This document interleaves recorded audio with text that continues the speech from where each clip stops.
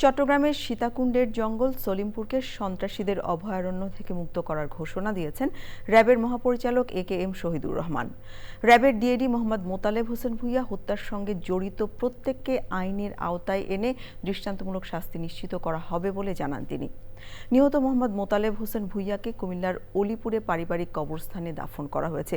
শিহাব খান দিগন্তর report.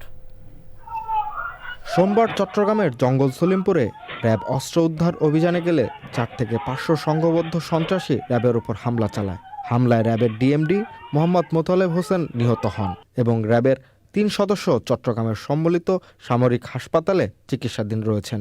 তাদের একজনকে আইসিইউতে চিকিৎসা দেওয়া হচ্ছে, বাকি 2 জনকে রাখা হয়েছে জরুরি বিভাগে।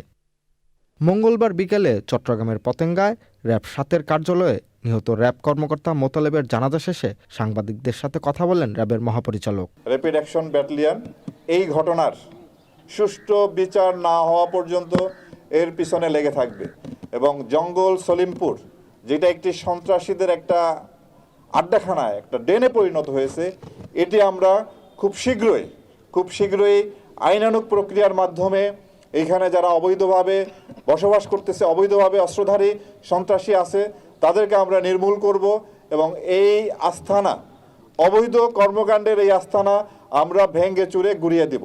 এর আগে র্যাবের কার্যালয়ের মাঠে নিহত ডিএমডি মোতালেবের জানাজার নামাজ হয়েছে। র্যাব, পুলিশ, বিজিবি সহ আইনশৃঙ্খলা বাহিনী ও পরিবারের সদস্যরা জানাজায় অংশ নেন।